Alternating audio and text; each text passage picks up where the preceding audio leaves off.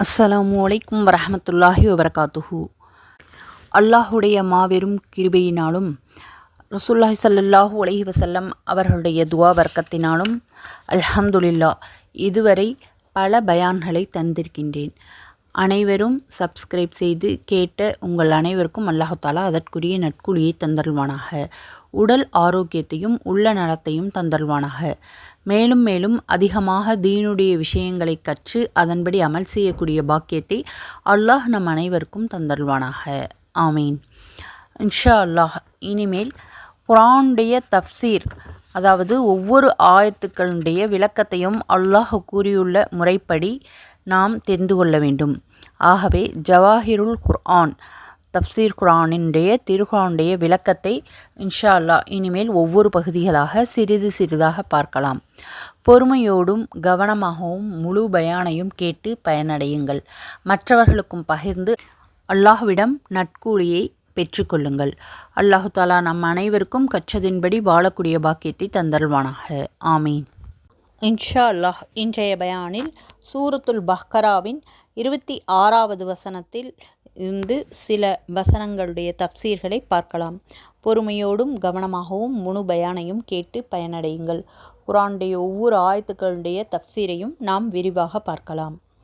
அல்லாஹு தஆலா 2வது சூராவின் 26வது வசனத்தில் கூறுகிறான், நிச்சயமாக அல்லாஹ் குசுவையோ அதிலும் அற்பத்தில் மேற்பட்டதையோ உதாரணம் கூறுவதில் வெட்கப்பட மாட்டான். இறை நம்பிக்கை கொண்டவர்களை நிச்சயமாக அந்த உதாரணமானது தங்கள் அல்லாஹ்விடமிருந்து வந்துள்ள உண்மை என்பதை அறிவார்கள். ஆனால் இறை நம்பிக்கையற்ற காஃபிர்களோ இந்த உதாரணத்தின் மூலம் அல்லாஹ் என்ன நாடுகின்றான் என்று ஏளனமாக கூறுகிறார்கள். அவன் இதை கொண்டு பலரை வழிகேட்டில் விடுகின்றான், இன்னும் பலரை இதன் மூலம் நல்வழிப்படுத்துகின்றான். ஆனால் தீயவர்களைத் தவிர வேறு யாரையும் அவன் அதனால் வழிகேட்டில் ஆக்குவது இல்லை. அல்லாஹ் இதை பற்றி கூறும்பொழுது 22வது சூராவின் 73வது வசனத்தில், மனிதர்களே, ஒரு உதாரணம் சொல்லப்படுகிறது, எனவே செவி தாழ்த்தி கேளுங்கள். நிச்சயமாக அல்லாஹ்வையன்றி வேறு எவர்கள் நீங்கள் பிரார்த்திக்கின்றீர்களோ அவர்களெல்லாம் ஒன்று சேர்ந்தாலும் ஒரு ஈயை கூட படைக்க முடியாது. இன்னும் அவர்களிடமிருந்து ஒரு பொருளை எடுத்து கொண்டு போனால் அவர்களால் அதனை அந்த ஈ இடமிருந்து திரும்ப கைப்பற்றவும் முடியாது. தேடுவோனும் தேடப்படுபவனும் பலஹீனர்களே. சுப்ஹானல்லாஹ். இன்னொரு இடத்தில் அல்லாஹு தாலா 29வது சூராவின் 41வது வசனத்தில், அல்லாஹ்வற்றை தங்களுக்கு பாதுகாவலர்களாக எடுத்து கொள்பவர்களுக்கு உதாரணம் சிலந்து பூச்சியின் உதாரணத்தைப் போலது. அது தனக்காக ஒரு வீட்டை கட்டியது. ஆனால் நிச்சயமாக வீடுகளிலெல்லாம் மிகவும் பலகீனமானது சிலந்து பூச்சியுடைய வீடே ஆகும். இதை அவர்கள் அறிந்து கொண்டிருப்பார்களேயாயின் தாங்கள் இணையாக எடுத்துக்கொண்டவற்றின் பலகீனத்தை அறிவார்கள். இந்த உதாரணங்களை பற்றி இறை மறுப்பாளர்கள் குறை கூறினார்கள். இது என்ன பெரிய உதாரணம்? வேதத்தில் அற்பமான ஜீவன்களை எல்லாம் உவமைகளாக கூறலாமா என அவர்கள் விமர்சித்தார்கள். இதற்கு அல்லாஹ் பதிலளித்து கூறுகின்றான், நூல் ரூஹுல் மஆனி கூறப்படும் உவமை எதற்காக கூறப்படுகிறது, அதில் உள்ள தத்துவம் என்ன என்பதைத்தான் கவனிக்க வேண்டுமே தவிர உவமை காரணிகள் உயர்ந்தவைகளா அற்பமானவைகளா என்பதை வைத்து உவமை சொன்னவைகளையோ அது இடம்பெற்றுள்ள நூலையோ குறை கூறுவது அறிவுடைமை ஆகாது. பலவீனமான பொருட்களை கொசுவோடோ அதைவிட சிறியவற்றுடனோ ஒப்பிடுவது வழக்கில் உள்ள ஒன்றுதான். இதில் தவறு குறையோ எதுவும் காண முடியாது. அல்லாஹ்விடம் படைப்பு என்ற வகையில் அனைத்தும் சமமே. ஆகவே உண்மையை விளக்க எத்தனை சிறிய பொருளையும் உதாரணமாக கூறலாம். இதில் வெட்கப்படுவதற்கு ஒன்றும் இல்லை. மாறாக அருவருக்கத்தக்க கொச்சையான சொற்களை கூறுவது தவறாகும், நாணப்பட வேண்டிய விஷயம் ஆகும். இன்னும் துன்மார்க்கர்களைத் தவிர வேறு எவரையும் அவன் வழி தவற செய்யவில்லை. அல்லாஹ் வழி தவற செய்கின்றானா? அல்லாஹ் எடுத்துக்காட்டியுள்ள உதாரணங்கள் சிந்திக்கும் நம்பிக்கையாளர்கள் இவை அனைத்தும் பொருத்தமான சத்தியமான உதாரணங்கள்தான் என்பதை உணர்ந்து கொள்வார்கள். இதனால் நல்ல வழியின் மீதுள்ள பிடிப்பு அவர்களுக்கு மேலும் அதிகமாகும்.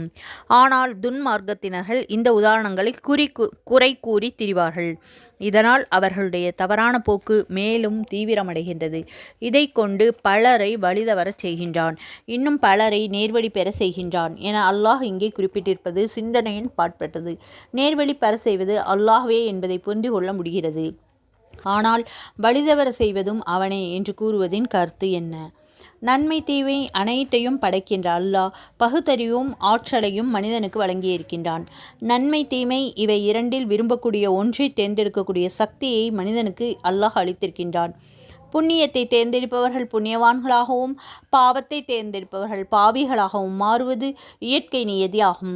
இந்த நியதி அறிவு மற்றும் சுற்றுச்சூழ்நிலைகளை உருவாக்குபவன் அல்லாஹ்வே என்ற அடிப்படையில் இறைவன் வழி தவறச் செய்கின்றான் என்று கூறப்பட்டுள்ளது. ஆனால் இறைவன் அளித்த அறிவாற்றலையும் அரிய வாய்ப்புகளையும் நேர்மையான வழியில் பயன்படுத்தாமல் குற்றங்கள் புரிவதில் அவற்றை மனிதன் துஷ்பிரயோகம் செய்வதால் குற்றங்களுக்கு அவனே பொறுப்பாளி ஆகிவிடுகிறான். இதற்கு தீப்பெட்டியை ஒரு எடுத்துக்காட்டாக கூறலாம். தீப்பெட்டியிலும் தீக்குச்சியிலும் மருந்து பொருத்தப்பட்டுள்ளது. தீக்குச்சியை எடுத்து பெட்டியில் உராய்ந்தால் தீ பற்றி கொள்ளும் என்பது விதி. இந்த விதியை படைத்தவன் அல்லாஹ்வாக இருக்கும். அதே வேளையில் பற்ற வைக்கக்கூடிய வேலை செய்பவன் மனிதனே என்பதை மறுக்க முடியாது.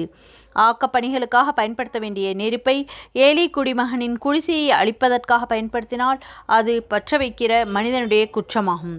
தவிர தீப்பெட்டியை தயாரித்தோருடைய குற்றமாகவோ தீயை படைத்த அல்லாஹுடைய குற்றமாகவோ ஆக முடியாது.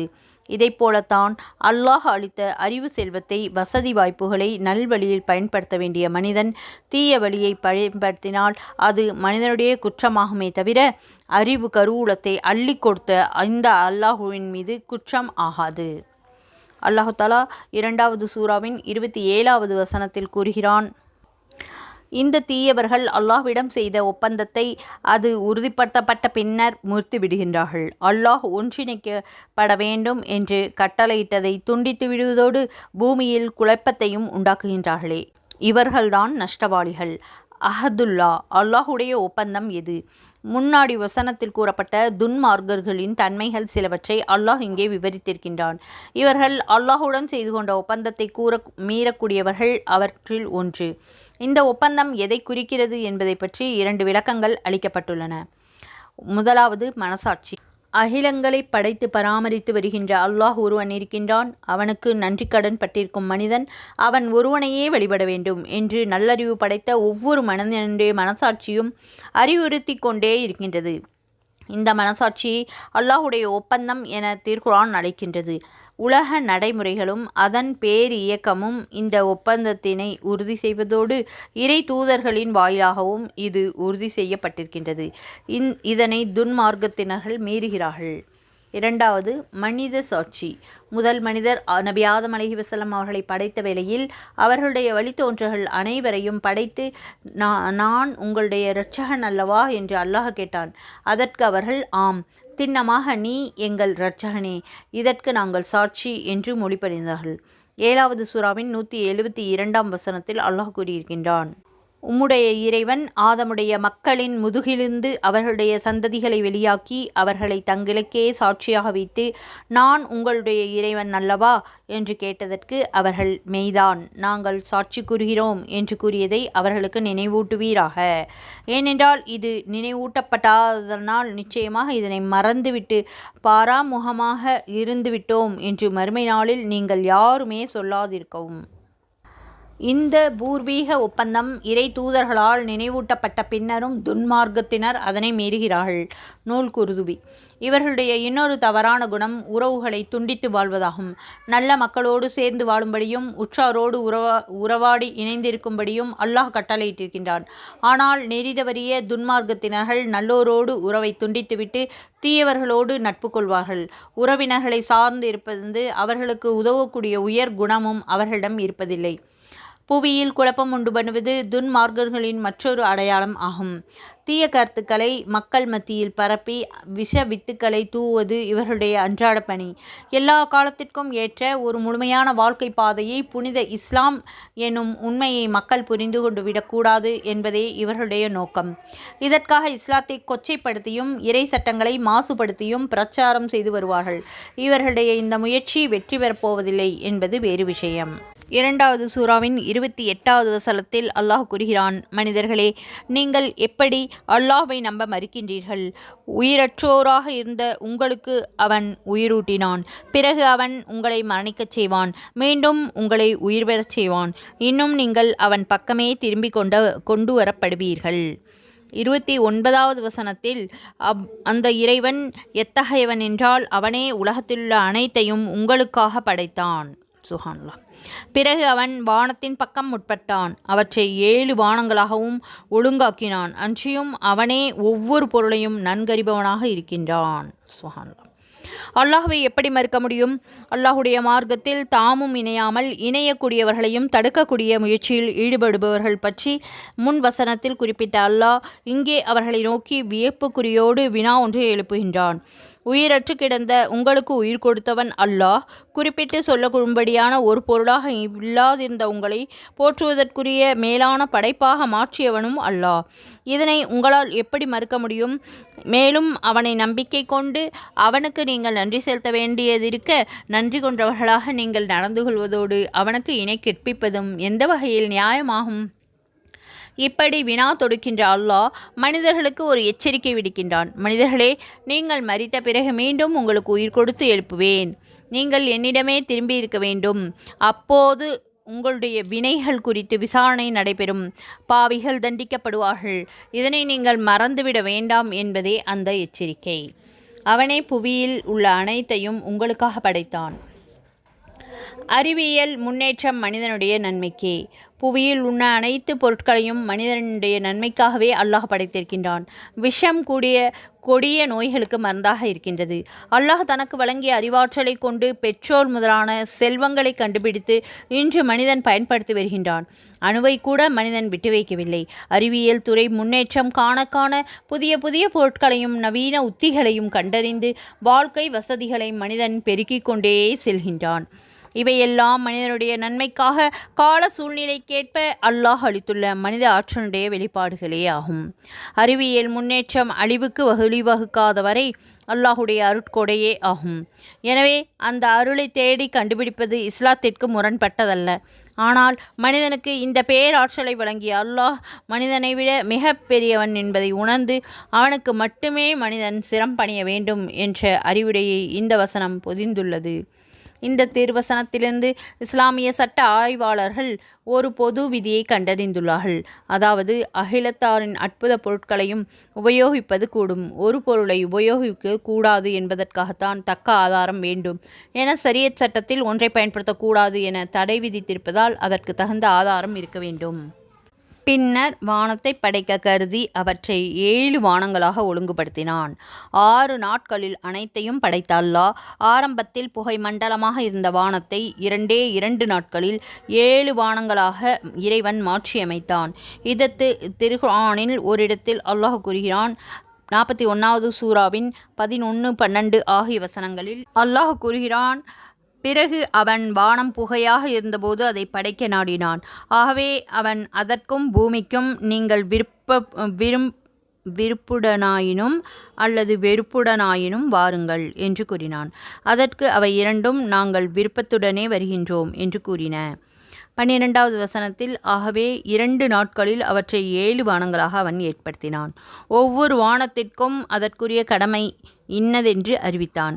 இன்னும் உலகத்திற்கு சமீபமான வானத்தை நாம் விளக்குகளை கொண்டு அலங்கரித்தோம். இன்னும் அதனை பாதுகாப்பாகவும் ஆக்கினோம். இது யாவரையும் மிகைத்தவனும் ஞானம் மிக்கவனுமாகிய அல்லாஹுடைய ஏற்பாடாகும் என்று கூறியிருக்கின்றான். 41வது சூராவின் 10வது வசனத்தில் அவனே அதன் மேலிருந்து உயரமான மலைகளை அமைத்தான், அதன் மீது சகலவிதமான பாக்கியங்களையும் பொழிந்தான். இன்னும் அதில் அவற்றின் உணவுகளை 4 நாட்களில் சீராக நிர்ணயித்தான். இதை பற்றி கேட்கக்கூடியவர்களுக்கு இதுவே விளக்கமாகும். இதை போன்ற பல்வேறு வசனங்கள் அல்லாஹு தாலா குர்ஆனில் கூறியிருக்கின்றான். இதனை ஆராய்ந்த விரிவுரையாளர்கள் பின்வருமாறு விளக்கமளிக்கின்றார்கள். முதல் 2 நாட்களில் பூமியை படைத்த அல்லாஹ் அடுத்த 2 நாட்களில் 7 வானங்களை படைத்து ஒழுங்குபடுத்தினான். பிறகு அதற்கடுத்த 2 நாட்களில் பூமியில் உயிரினங்கள் வாழ்வதற்கு தேவையான வசதிகளை உருவாக்கினான். ஞாயிறன்று தொடங்கிய இந்த பணி வெள்ளிக்கிழமையன்று பூர்த்தியானது. வானம் ஒரு பருப்பொருளா? வானம் என்பது பருப்பொருளா? 7 வானங்களை அல்லாஹ் படைத்திருக்கின்றான் என்று குர்ஆனில் பல இடங்களில் கூறப்பட்டுள்ளது. வானம் என்றால் என்ன என்பதை பற்றி முன்பே விளக்கப்பட்டுள்ளது.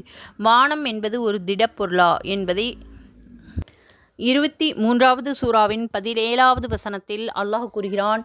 அன்றையும் உங்களுக்கு மேலே 7 பாதைகளை திடனாக நாம் படைத்திருக்கின்றோம். நமது படைப்பை குறித்து நாம் எப்பொழுதுமே பாராமுகமாக இருக்கவில்லை. 23வது சூராவின் 18வது வசனத்தில் மேலும் வானத்திலிருந்து நாம் திட்டமாக அளவில் மழை நீரை இறக்கி அப்பால் அதனை பூமியில் தங்க வைக்கின்றோம். நிச்சயமாக அதை போக்கிவிடவும் நாம் சக்தியுடையவர்கள். 23வது சூராவின் 86வது வசனத்தில் அல்லாஹ் கூறுகிறான், மேலும் 7 வானங்களுக்கு அல்லாஹ் மகத்தான அர்ஷுக்கும் இறைவன் யார் என்று கேட்பீராக. 78வது சூராவின் 12வது வசனத்தில் உங்களுக்கு மேல் பலமான 7 வானங்களை உண்டாக்கினோம் என்றும் கூறியிருக்கின்றான். இது போல இன்னும் நிறைய அத்தியாயங்களில் வானத்தை பற்றி அல்லாஹ் குர்ஆனில் கூறியிருக்கின்றான். பழங்கால கிரேக்க வானியல் ஆராய்ச்சியாளர்கள் பத்லிமுஸ் போன்றவர்கள் வானம் ஒரு திடப்பொருளாகும். 7 வானங்களில் 7 கிரகங்கள் பதிக்கப்பட்டுள்ளது. 8வது வானத்தில் சிறு நட்சத்திரங்கள் பொருத்தப்பட்டுள்ளது. அனைத்து வானங்களையும் இயக்கக்கூடியது 9வது வானம் ஒன்று உண்டு என்று நம்பியிருந்தார்கள். அதனால் பிதாகரஸ் என்றோர் 6வது நூற்றாண்டு வானம் என்பது ஒரு பருப்பொருள் அல்ல, நம் தலைக்கு மேலே உள்ள ஆகாய வெளியே வானம். ஆகாய வெளியில் பல கோள்கள் மிதந்து கொண்டிருக்கின்றன. அனைத்து கோள்களும் சூரியனை மையமாக கொண்டு குறிப்பிட்ட தொலைவில் குறிப்பிட்ட வேகத்தில் சுழன்று வருகின்றன என்று கூறுகிறார்கள். இன்றைய அறிவியல் உலகம் இந்த 2வது கருத்தை உறுதிப்படுத்துகின்றது. சந்திரனுக்கு மனிதன் சென்று வந்துவிட்டான். இதர கோள்களுக்கும் செயற்கை கோள்கள் அனுப்பப்பட்டு வருகின்றன. வானம் ஒரு திடப்பொருளாக இருப்பின் இவையெல்லாம் சாத்தியமாக இருக்காது. திருக்குர்ஆனும் அல்லாஹ் கூறியிருக்கின்றான். 36வது சூராவின் 40வது வசனத்தில் சூரியன் சந்திரனை நெருங்கி பிடிக்க முடியாது, இரவு பகலை முந்த முடியாது. இவ்வாறே எல்லாம் தன் வட்ட வரைக்குள் நீந்தி செல்கின்றன என்றே கூறியுள்ளது. அனைத்து கோள்களும் நீரில் மிதப்பதைப் போல நீள்வட்ட பாதையில் மிதக்கின்றன. 7 வானங்கள் யாவை? 7 வானங்கள் என்பது 7 கோள்களையே குறிக்கும் என்பது சிலருடைய கருத்தாகும். அப்படியானால் சூரிய குடும்பத்தில் 3 கண்டறிந்த 7 கோள்களோடு புதன், வெள்ளி, புவி, சந்திரன், செவ்வாய், வியாழன், சனி. புதிய விஞ்ஞானத்தில் சந்திரன் புவியின் துணைக்கோளாகும். இவ்வாறு புதிய மேலும் 3 கோள் கண்டுபிடிக்கப்பட்டுள்ளது. Uranus, Neptune, Pluto. இந்த கேள்வி பிறக்கும். இதற்கு அன்றைய மனிதனுடைய விளக்கத்திற்கேற்ப 7 என்று கூறப்பட்டதாக இருக்கலாம். 22வது வசனத்தின் விரிவுரையில் பாருங்கள். பழைய ஏற்பாட்டிலும் 7 வானங்கள் என்று கூறப்பட்டுள்ளது. அல்லது அரபுகளின் வழக்கப்படி அதிகத்தை குறிக்க 7 வானங்கள் என இறைவன் குறிப்பிட்டிருக்கலாம். நம் வழக்கில் நூற்றுக்கணக்கான, ஆயிரக்கணக்கான என்னும் சொற்கள் அதிகத்தை குறிக்க பயன்படுத்துவதைப் போல அரபு வழக்கில் 7, 70, 700 ஆகிய எண்கள் தரவாரியாக அதிகத்தை குறிப்ப பயன்படுத்தப்படுகிறது. அண்ணல் நபி ஸல்லல்லாஹு அலைஹி வஸல்லம் அவர்கள் நாள் ஒன்றுக்கு 70 தடவை இஸ்திக்ஃபார் பாவமன்னிப்பு கோரி வந்தார்கள் என்று நபிமொழி உள்ளது. அறிவிப்பவர் அபூ ஹுரைரா ரலியல்லாஹு அன்ஹு, நூல் புகாரி. ஒன்றுக்கு 700 மடங்குகளாக நன்மைகள் அதிகமாக்கப்படும் என்று நபிமொழி அபூ ஹுரைரா ரலியல்லாஹு அன்ஹு, நூல் முஸ்லிம் கூறப்பட்டுள்ளது.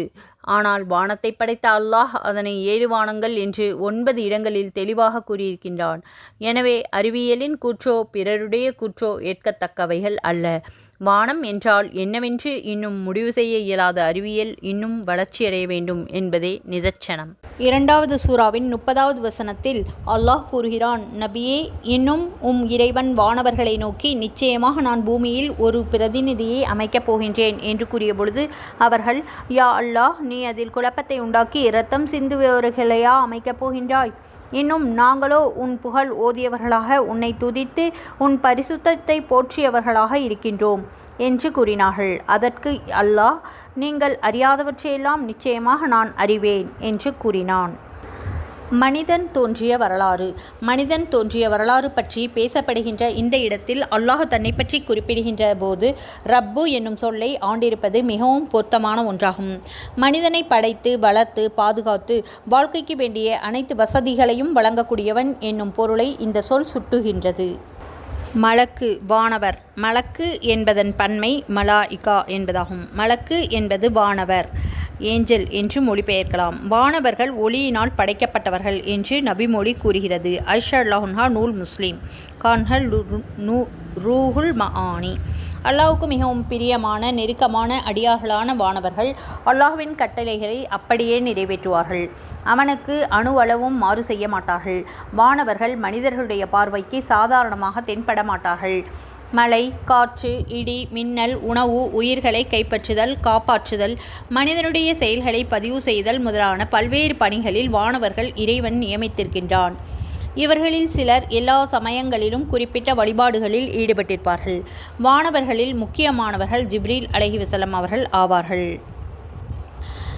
இறை தூதர்களுக்கு வேத வாக்குகளையும் இறை செய்திகளையும் கொண்டு வருவதே இவர்களுடைய முக்கிய பணியாகும்.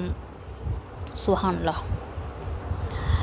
இறைவனுக்கும் படைப்புகளுக்கும் இடையே தூதர்களாக செயல்படுவதால் வானவர்களை ரசூல், தூதர் என்று அழைப்பது உண்டு. இறை தூதர்களிடம் வானவர்கள் பல தோற்றங்களில் வந்திருக்கின்றார்கள். வானவர்களும் அல்லாஹுவினால் படைக்கப்பெற்ற அடியார்கள்தான். வானவர்களை சிலர் தேவர்கள் என்றும் தேவதைகள் என்றும் கூறி வழிபடுவதுண்டு. இது பெரிய தவறாகும், மன்னிக்க முடியாத பெரிய குற்றமாகும். ஹலீஃபா, பிரதிநிதி. அல்லாஹ் தனக்கு பூமியில் ஒரு பிரதிநிதியை ஏற்படுத்த இருப்பதாக வானவர்களிடம் தெரிவித்தான். மனிதனே அந்த பிரதிநிதி. ஒருவருக்கு பகரமாக இருந்து அவர்களுடைய உத்தரவுகளை செயல்படுத்தக்கூடிய நபரை அவர் பிரதிநிதி என்போம். ஒரு நாட்டினுடைய பிரதிநிதி என்பவர் அந்த நாட்டிற்கு விசுவாசமாக இருந்து அதன் நலன்களை பாதுகாப்பாளர்களாக இருக்க முடியும். இதைப்போல அல்லாஹுடைய பிரதிநிதியான மனிதன் அல்லாஹுடைய விருப்பத்திற்கேற்ப செயல்பட்டு அவனது அன்பை பெற கடமைப்பட்டிருக்கின்றான். அல்லாஹுடைய அன்பை தேடி தருகின்றன அம்சங்கள் 2. நம்பிக்கை மற்றும் நன்னடத்தை கொண்ட அம்சம். இதில் அல்லாஹுக்கும் மனிதனுக்கும் இடையிலான தொடர்புகள் சம்பந்தப்பட்டவை முதன்மையாகும். அல்லாஹ்வை தவிர வேறு இறைவன் கிடையாது, அல்லாஹ்வை மட்டுமே மனிதன் வழிபடுதல் வேண்டும் எனும் நம்பிக்கையில் உறுதியாக இருக்க வேண்டும். இதனை ஒழுங்குபடுத்த சில விதிமுறைகள் உண்டு. இதனையே இறையியல் மற்றும் வழிபாட்டு இயல் என்கின்றோம். அடுத்து மனிதனுக்கும் இடையிலான தொடர்புகள் சம்பந்தப்பட்டவை 2வது இடத்தை பெறுகின்றன. மனித உறவுகளை ஒழுங்குபடுத்தி அவனியில் அமைதியை நிலைநாட்ட சில வரைமுறைகள் உண்டு. இவற்றையே குடும்பவியல், சமூகவியல், அரசியல் மற்றும் பொருளியல் என அழைக்கின்றோம். மேற்சொன்ன துறைகளில் அல்லாஹ் வகுத்தளித்துள்ள இயல்பான வழிமுறைகளை போதித்து மக்களை நல்வழிப்படுத்துவதற்காகவே இறை தூதர்களையும் சீர்திருத்த செம்மல்களையும் அல்லாஹ் அனுப்பினான். இந்த ஆன்றோர்கள் காண்பித்த அறவழியில் அணுவளவும் பெறலாமல் நடப்பது அல்லாஹுடைய பிரதிநிதியான மனிதனுடைய தலையாய கடமையாகும். இந்த இறை நீதிகளை மீறி நடந்தால் தண்டனைகள் உண்டு. கொலை, கொள்ளை, குடி, விபச்சாரம் போன்ற குற்றங்களுக்கு உலகிலேயே தண்டனைகள் உண்டு. இந்த குற்றவியல் சட்டங்களை செயல்படுத்துகிற மாபெரும் பொறுப்பை தன் பிரதிநிதியான மனிதனிடம் இறைவன் ஒப்படைத்திருக்கின்றான். இதர குற்றங்களுக்குரிய தண்டனைகள் மறுமையில் வழங்கப்படும். 2வது இயற்கை வளங்கள் தொடர்பானது 2வது அம்சமாகும்.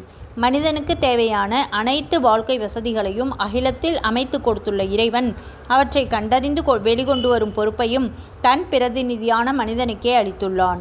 புவியிலும் இதர கோள்களிலும் அல்லாஹ் புதைத்து வைத்துள்ள இயற்கை வளங்களை ஆராய்ந்து ஆக்கப்பணிகளுக்காக அவற்றை பயன்படுத்தி கொள்வது மனிதனுடைய கடமையாகும்.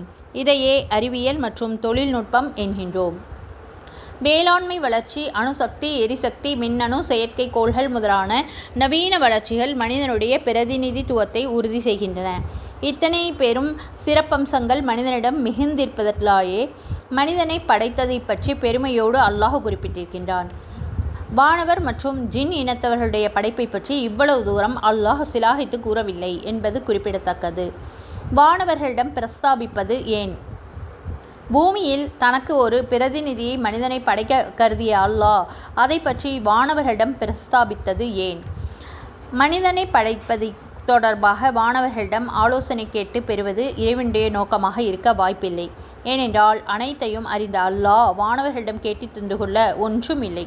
அல்லது அது தொடர்பாக வானவர்களிடம் தெரிவிக்காவிட்டால் அவர்கள் குறைப்பு கூறுவார்கள் என்ற நிலையும் அல்லாஹ்விற்கு கிடையாது. எனவே இதன் மூலம் மனிதர்களுக்கு போதிப்பது அல்லாஹுடைய நோக்கமாக இருக்கலாம். எந்த ஒரு காரியத்தையும் பிறரோடு ஆலோசனை கலந்து செயல்படுவது சிறந்தது என்பதை இதன் மூலம் அல்லாஹ் நமக்கு உணர்த்தி காட்டியிருக்கின்றான். ஆலோசனையின் அவசியம் பற்றி பல இடங்களில் திருக்குர்ஆன் வலியுறுத்தி கூறியிருக்கிறது. இங்கே நினைவு கூற தகுந்தது ஆகும். அல்லாஹு தஆலா 3வது சூராவின் 159வது வசனத்தில், அல்லாஹுடைய ரஹமத்தின் காரணமாகவே நீர் அவர்களிடம் மென்மையாக கனிவாக நடந்து கொள்கின்றீர்கள். சொல்லில் நீர் கடுப்பானவராகவும் கடின சித்தமுடையவர்களாகவும் இருந்திருப்பீர்களே, ஆனால் அவர்கள் உன்னுடைய சமூகத்தை விட்டு ஓடிப்போயிருப்பார்கள். எனவே அவர்களுடைய பிழைகளை அலட்சியப்படுத்தி விடுவீராக. அவ்வாறே அவர்களுக்காக மன்னிப்பு தேடுவீராக. தவிர சகல காரியங்களிலும் அவர்களோடு ஆலோசனை செய்யவும். பிறகு அவை பற்றி நீர் முடிவு செய்துவிட்டால் அல்லாஹ்வின் மீதே பொறுப்பு ஏற்படுத்துவீராக. நிச்சயமாக அல்லாஹ் தன் மீது பொறுப்பு ஏற்படுத்துபவர்களை நேசிக்கின்றான். சுப்ஹானல்லாஹ். 42வது சூராவின் 38வது வசனத்தில் அல்லாஹ் கூறுகிறான், மேலும் அவர்கள் தங்கள் அல்லாஹுடைய கட்டளைகளை அங்கீகரித்து தொழுகைகளை நிலைநிறுத்துவார்கள். அவர்களுடைய ஒவ்வொரு காரியத்தையும் தங்களுக்குள் ஆலோசனை செய்து கொண்டு வருவார்கள். நாம் அவர்களுக்கு கொடுத்தவற்றிலிருந்து தானமும் செய்வார்கள். 27வது சூராவின் 32வது வசனத்தில் தன் பிரதானிகளை நோக்கி, தலைவர்களே, என் விஷயத்தில் நீங்கள் உங்கள் ஆலோசனைகளை கூறுங்கள். என் சமூகத்தில் நீங்கள் நேராக வந்து அபிப்பிராயம் கூறாதவரை நான் எந்த விஷயத்தையும் முடிவு செய்பவன் அல்ல என்று அவன் கூறினான். அத்துடன் வானவர்களுக்கு ஒரு எண்ணம் இருந்ததாக தெரிகிறது. அதாவது தங்களை விட உயர்ந்த ஒரு படைப்பை அல்லாஹ் படைக்கப் போவதில்லை என்பதே அவர்களுடைய இந்த எண்ணம். மனிதனை படைக்கவிருக்கும் தன் திட்டத்தை வெளிப்படுத்தியதன் மூலம் தங்களுடைய கருத்தை வெளியிட வானவர்களுக்கு ஒரு வாய்ப்பளிப்பது அல்லாஹுடைய நோக்கமாக இருக்கக்கூடும். வானவர்களுடைய கருத்து: மனிதனை படைக்கப் போவதாக வானவர்களிடம் அல்லாஹ் தெரிவித்தவுடன் தங்களுக்கு இறைவனோடு இருக்கக்கூடிய நெருக்கம் குறைந்துவிடலாம் என வானவர்கள் அஞ்சினார்கள் போலும். உடனே தங்களுடைய அதிருப்தியை வெளியிட்டார்கள். மனிதனுக்கு அல்லாஹ் அளிக்கவிருந்த ஆக்கபூர்வமான ஆற்றல்களை அப்போது வானவர்கள் அறிந்திருக்கவில்லை. தவிரவும் புவியில் அட்டூழியங்கள் பல புரிந்த ஜின் இனத்தவர்களை கொண்டு மனித இனத்தையும் வானவர்கள் கணித்துவிட்டார்கள். இதனாலேயே பூமியில் அதன் ஒழுங்கு அமைப்பு சீர்குலைந்து இரத்தம் சிந்தக்கூடிய ஒரு இனத்தையா நீ படைக்கப் போகிறாய் என வானவர்கள் அல்லாஹ்விடம் கேட்டார்கள். நாங்களோ உன்னை துதிக்கின்றோம், உன் தூய்மையை போற்றுகின்றோம், உன் ஆணைகளை சிரமேற்கொண்டு நிறைவேற்றுகின்றோம் என்று தங்கள் கூற்றுக்கு வானவர்கள் காரணம் காட்டினார்கள். ஆட்சேபிக்கும் தொனியில் வானவர்கள் இதனை சொன்னதாக எடுத்து கொள்ளலாகாது. பணிவோடு தங்கள் கணிப்பை தெரிவிப்பதே அவருடைய நோக்கமாக இருந்தது. இவ்வாறெல்லாம் மனிதன் அட்டூழியம் புரிவான் என்பதை வானவர்கள் முன்பே தெரிந்து வைத்து கொண்டிருந்தார்களா? புவியில் மனித இனத்திற்கு முன்பிருந்து ஜின் இனத்தவர்கள் வாழ்ந்து வந்தார்கள். இவர்கள் புரிந்த அட்டூழியத்தின் காரணத்தால் ஆட்சி அதிகாரங்கள் பறிக்கப்பட்டு ஒதுக்கப்பட்டனர். பலர் அழிந்து போனார்கள். இறை விரோதத்தை போக்கை கண்ட வானவர்கள் அல்லாஹுடைய படைப்பு இருப்பதாக புதிய இனமாக மனித இனமும் சீர்குலைவு சக்தியாகவே இருப்பார்கள் என்று கருதியிருக்கலாம். நூல் ரூஹுல் மஆனி அல்லது ஹலிஃபா பிரதிநிதி என்ற சொல்லை கேட்ட மாத்திரத்தில் மனிதன் ஒரு சீர்குலைப்பு சக்தி என்று வானவர்கள் யூகித்திருக்க இடமுண்டு. ஏனென்றால் பூமியில் அல்லாஹுடைய பிரதிநிதியாக மனிதன் இயங்க வேண்டுமானால் அவன் முழு சுதந்திரமும் அளிக்கப்பட்டவனாகவே இருக்க வேண்டும். அவ்வாறு பூரண சுதந்திரம் அளிக்கப்பட்டால் மனிதர்கள் தங்களுடைய நலன்களை காக்கும் தீவிரத்தில் ஒருவருக்கொருவர் மோதிக்கொண்டு செங்குருதியை ஓட்டுவர் என்று வானவர்கள் புரிந்திருக்கலாம். நூல் அல்மனார் அல்லது அல்லாஹுடைய பிரதிநிதியாக விளங்கப் போகிறவன் தவறுகளை கண்டிப்பவனாகவும் குற்றங்களுக்கு தண்டனை அளிப்பவனாகவும் இருக்க வேண்டி வரும். மனிதர்களில் தீயவர்கள் இருந்தால்தானே பூமியில் குற்றங்களை காண முடியும். ஆகவே மனிதர்களில் விஷமம் புரியக்கூடியவர்கள் இருப்பார்கள் என்று வானவர்கள் அனுமானித்து இருக்கலாம். நூல் கபீர் ரூஹுல் மானி அடுத்து வானவர்கள் தங்களுடைய அதிருப்தியை சொல்வடிவிலும் வெளிப்படுத்தியிருக்கலாம். அதில் குழப்பத்தை உண்டு பண்ணி இரத்தம் சிந்தக்கூடியவர்களையா படைக்கப் போகின்றாய் என்று கேட்டார்கள் என்று அல்லாஹ் கூறியதிலிருந்து அவ்வாறு தெரிகிறது. அல்லது இவ்வாறு அவர்கள் எண்ணியதையே அவர்கள் பேசியதாக அல்லாஹ் குறிப்பிட்டிருக்கலாம். வானமும் பூமியும் நாங்கள் விருப்பத்துடனேயே வந்தோம் இறைவா என்று கூறின.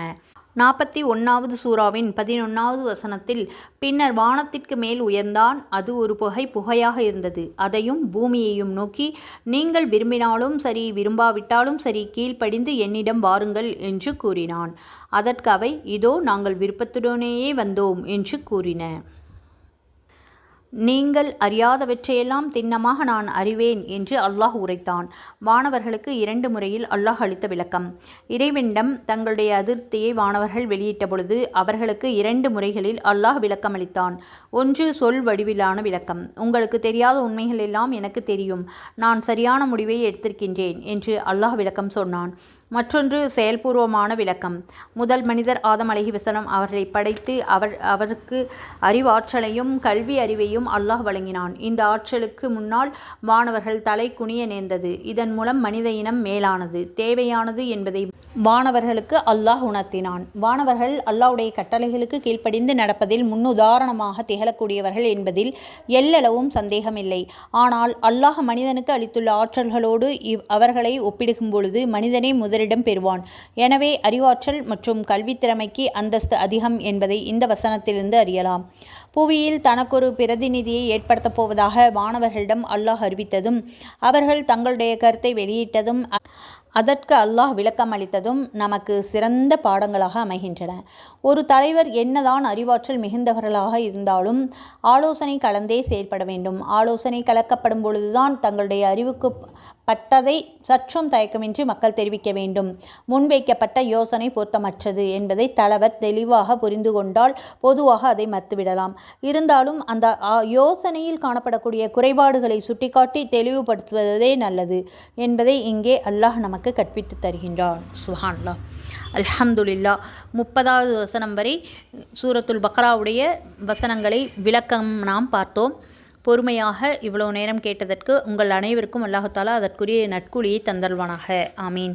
அல்லாஹு தாலா நம் அனைவருக்கும் குர்ஆனை சரியான முறையில் கற்று அதனுடைய தப்சீர்களை விளங்கி வாழ்க்கையில் அதன்படி நடக்கக்கூடிய பாக்கியத்தை தந்தல்வானாக. ஆமீன். அல்லாஹு தாலா நம் அனைவருக்கும் தொழுகையை உள்ளச்சத்தோடும் பயபக்தியோடும் அந்தந்த நேரத்தில் தொழுகக்கூடிய வாக்கியத்தை தந்தல்வானாக. ஆமீன். அல்லாஹு தாலா நம் அனைவருக்கும் சொர்க்கத்தை வாஜிபாக்கி நரகத்தை ஹராமாக்குவானாக. ஆமீன். முஹம்மது நபி ஸல்லல்லாஹு அலைஹி வஸல்லம் அவர்கள் மீது அதிகமாக ஸலவாத்து ஓதக்கூடிய வாக்கியத்தை அல்லாஹு தாலா நமக்கு தந்தல்வானாக. ஆமீன். நபி ஸல்லல்லாஹு அலைஹி வஸல்லம் அவருடைய சிஃபாரிஷை மறுமையில் நமக்கு அல்லாஹ் தந்தல்வானாக. ஆமீன். அல்லாஹு தாலா நம் அனைவருக்கும் ஹஜ்ஜை நசீபாக்குவானாக. இதுவரை பொறுமையாக துவா கேட்டு மற்றும் பயானையும் கேட்ட உங்கள் அனைவருக்கும் அதற்குரிய நட்கூலியை அல்லாஹ் தந்தல்வானாக. உடல் ஆரோக்கியத்தையும் உள்ள நலத்தையும் தந்தல்வானாக.